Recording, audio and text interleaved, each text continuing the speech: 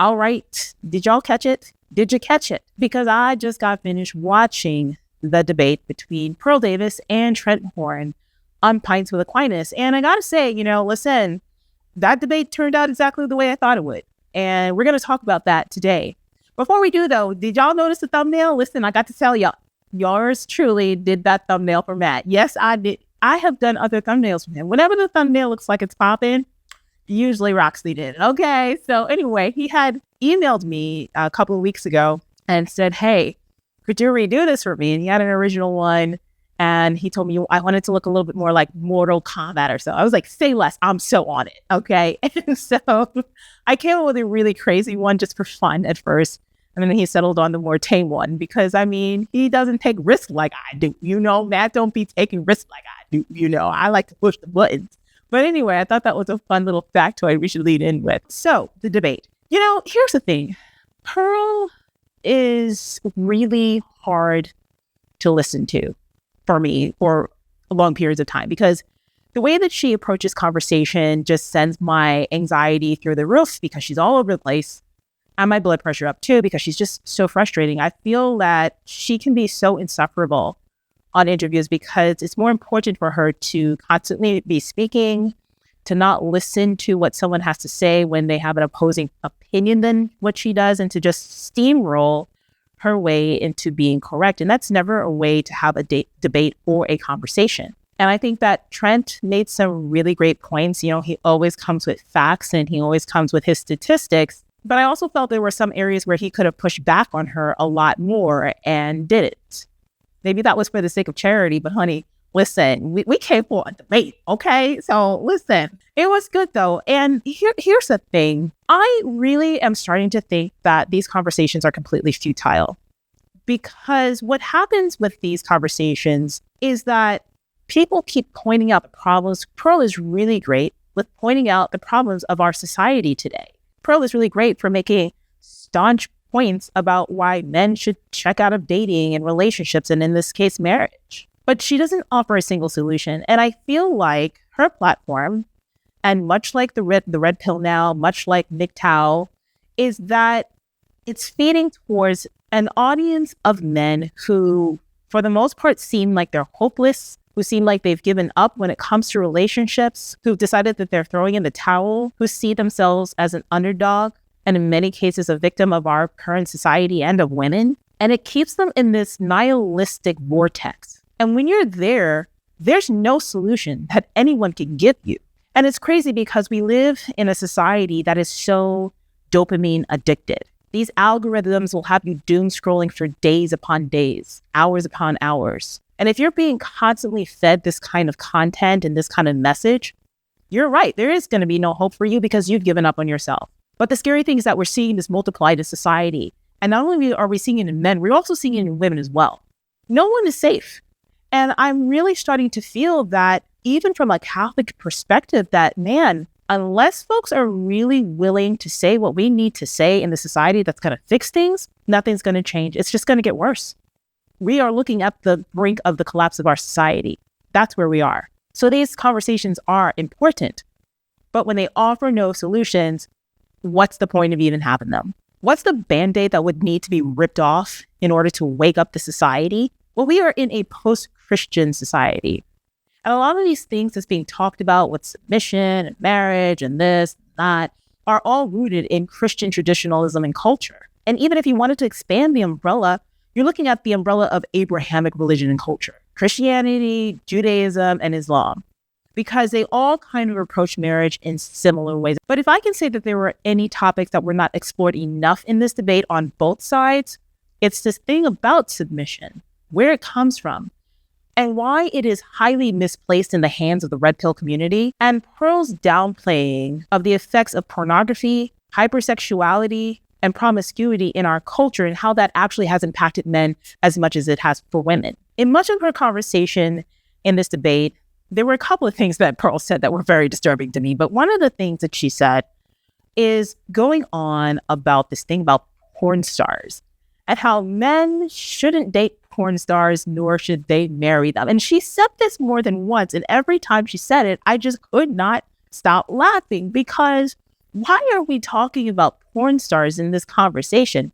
Most men are not exposed to porn stars. And if we have to tell you to not date and marry porn stars, dear, you have greater issues of common sense and a lapse of it at hand. Now, the argument might be, well, maybe we don't have access to porn stars, but we have access to women in our communities, in our circles who are promiscuous. And that may be all good and well. Promiscuity is rampant in our culture today, as I just said. But what I find interesting, even in that conversation, is that it opens up this can of worms that nobody seems to frickin' talk about.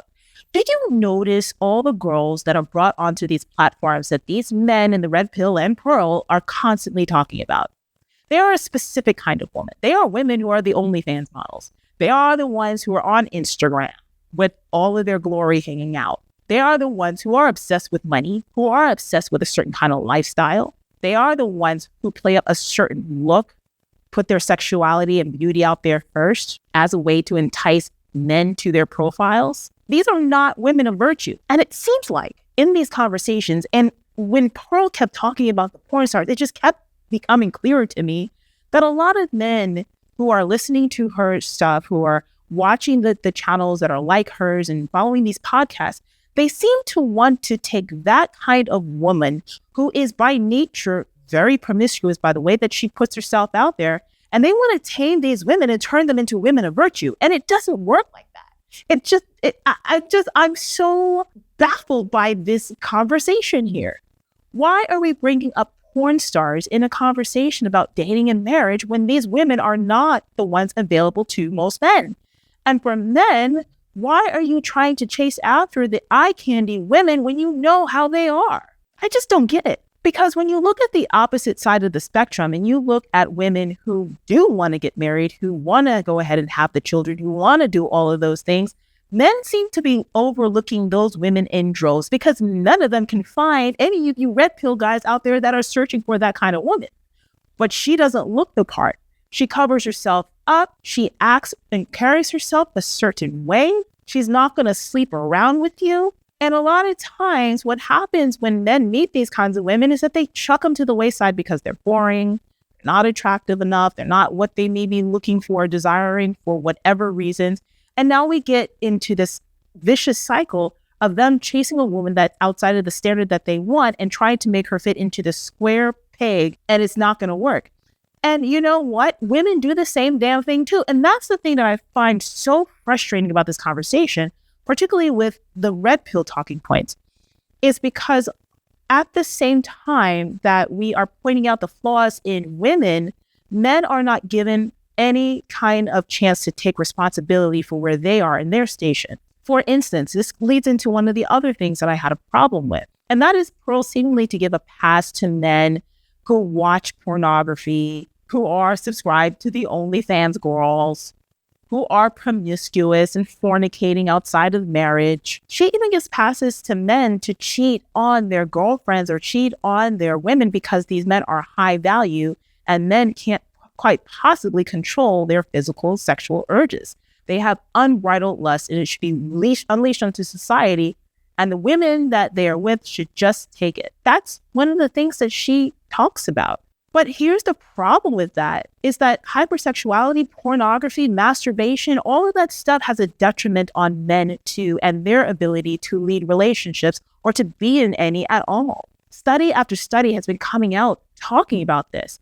But when this point was brought up to her, she just brushed it off as though it didn't matter. Like, oh, that doesn't matter for men. Men can go ahead and have sex outside of marriage. Men can have sex with as many women as they want. Men can watch pornography, and it's not a problem. It is a problem. See, the interesting thing about this is that at the same time that these men are talking about these virtuous women that they want, when you really think about it, a virtuous woman wants a virtuous man. Why would she want to be with someone who can't lead her down the path to Christ? Why would she want to be with someone who doesn't even understand the importance of chastity outside of just not having sex before marriage? There's levels to that. And part of chastity within marriage is keeping your peen in your pants. But that's not something that Pearl even promotes when she okays infidelity in relationships. On the part of men, of course, only. That is a lie of society. And that's the problem, is that, again, we are trying to make an institution that largely works within a religious frame and always has, and you're trying to take it out of that frame, remove God from it, and put it into the world and expect it to work over there. And it just doesn't, because the rules and everything else start to fall apart, which leads to one of my biggest pushbacks against this conversation, and that's about submission. You see, everybody keeps talking about this submission thing as though a woman, just in the nature of her being a woman, should be submitting to men. Not every man deserves submission. In fact, when you look at the source of submission that everybody keeps talking about, which is in the Bible, it says, wives, submit to your husbands. Not woman, submit to a man just because he has a penis and he's a man and you're inferior and you need to submit. That's not it at all. But that gets lost in this conversation. And it's crazy because the modern dating world that we're in does not even allow a chance for that to be cultivated between two people who are in a relationship. And might we say it, today's modern dating is not pointed towards marriage. It's not courtship. So you're just playing the field out here with each other, playing house in many cases, not planning a future together, but you're demanding things that should be happening inside of a marriage. How does a woman submit to a boyfriend when he hasn't even committed his life to her? You see, that's what's wrong with submission. And here's the thing. I want to take it back because I don't want you to listen to me. Let's take it back to where this all comes from, which is Ephesians chapter 5. Now, we're going to start at Ephesians 5, chapter 1, where it goes into lust and sex and the importance of continence. And again, Pearl just said that this doesn't matter, but it matters. Let's go ahead and start there. So Ephesians chapter 5, verse 1 opens with the following. Therefore, be imitators of God as beloved children and walk in love as Christ loved us and gave himself up for us, a fragrant offering and sacrifice to God. Now, here's where it starts to get important. But sexual immorality and all impurity or covetousness must not even be named among you, as is proper among saints. Let there be no filthiness, nor foolish talk, nor crude joking, which are out of place, but instead let there be thanksgiving. For you may be sure of this, that anyone who is sexually immoral or impure, or who is covetous, that is, an idolater, has no inheritance in the kingdom of Christ and God. So before we even get into a conversation about submission, we're first confronted with a conversation about immorality and sexual impurity. So when Pearl says that it doesn't matter that a man is into pornography, that he has these OnlyFans subscriptions, that he's into masturbation, fornication, cheating, and more, that is incorrect. Already, he's corrupting himself. He's corrupting his soul. He's corrupting himself under the eyes of God as a man who cannot lead a woman. And if we are truly women of virtue, we should be looking at what a man does and how he lives his life, because that is going to tell us whether or not he's someone worthy of submission. You see, the conversation falls apart about submission when you take God out of the equation of it. And that's what she does. And that's what the red pill does time and time again. And this is why the conversations never work, because you can't just say that the rhetoric is about women submit without putting on men the responsibility of what they are to do to earn that submission from not just a woman, but a wife. But we are not done yet. Let's get back into it. Now, there is a line before we even get into wives submitting to your husbands where submission is mentioned. And it should be noted because it does not say that man only submit or woman only submit, but how we are supposed to submit to each other in submission to God the Father, out of reverence for God the Father. And that happens in Ephesians chapter 5, verse 18. And do not get drunk with wine, for that is debauchery, but be filled with the Spirit, addressing one another in psalms and hymns and spiritual songs, and singing and making melody to the Lord with your heart, giving thanks always and for everything to God the Father in the name of our Lord Jesus Christ, submitting to one another out of reverence for Christ. So before, this whole entire thing came before submission for wives to husbands, and comes before what men are mandated to do and who they submit to. Now we get into the good part. Ephesians chapter 5, verse 22 says, "Wives, submit to your own husbands as to the Lord. For the husband is the head of the wife, even as Christ is the head of the church, his body, and is himself its Savior. Now, as the church submits to Christ, so also wives should submit in everything to their husbands." Now that's spot on. We read that, right? And that's the line that everybody reads, but they don't read the next verse ever. Here is the next verse. Ephesians chapter 5, verse 25 says, "Husbands, love your wives as Christ loved the church and gave himself up for her, that he might sanctify her, having cleansed her by the washing of water with the word, so that he might present the church to himself in splendor, without spot or wrinkle or any such thing, that she might be holy and without blemish. In the same way, husbands should love their wives as their own bodies. He who loves his wife loves himself, for no one ever hated his own flesh, but nourishes and cherishes it, just as Christ does the church, because we are the members of his body." Now, I want y'all to notice that the entire section about wives submitting to their husbands is short. That instruction for wives is only 3 verses, whereas the instructions for men and how they are to lead and how they are to love their wives is about 7 verses. So they have the greater responsibility in this conversation. Now, here's the thing and why it matters that you have to read everything into context. Because first of all, let's go back to the man, because men are to be leaders, and men in this conversation want to be the leaders who a woman or their wives are submitting to. But they have the greater burden because they are asked to love their wives as Christ loved the church. What did Jesus Christ do for his church? What did Jesus Christ do for his bride? He died for her. He was killed for her. He was crucified for her. He laid down his entire life for his bride.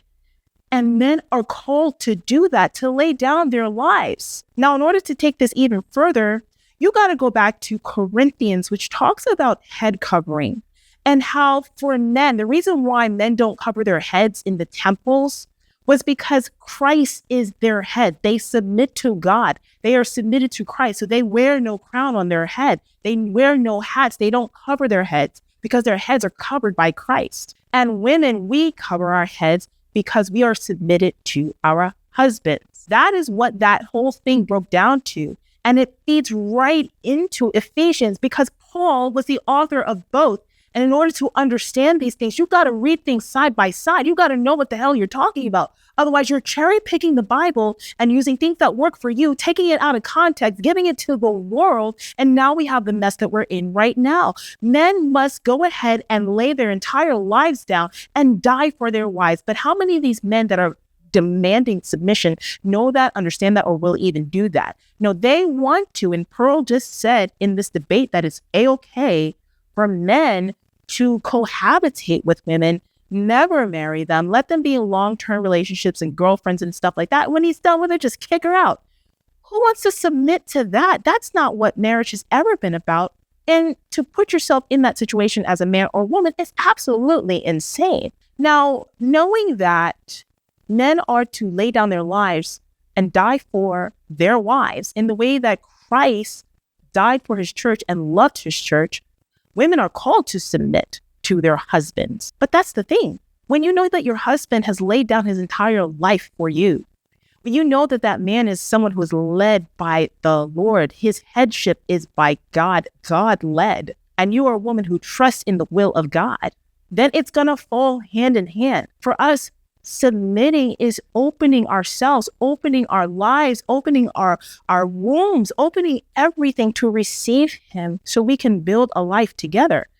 And the other thing that's really interesting, because again, if you're going to talk about this Ephesians thing, you got to go back. You got to look at what Paul says in other parts of the scripture. Because in 1 Corinthians chapter 7, Paul even talks about what to do if your husband or wife is a non-believer, but you are still supposed to submit to them but you are to pray for them and hope that God gives over his grace and mercy and more and changes their heart. But in that way, we are taught within the Christian circle that if you are asked to submit to things that are of grave sin, if your husband is asking you to submit to things that are going to lead you to sin, lead your marriage to sin, you're not supposed to submit to that.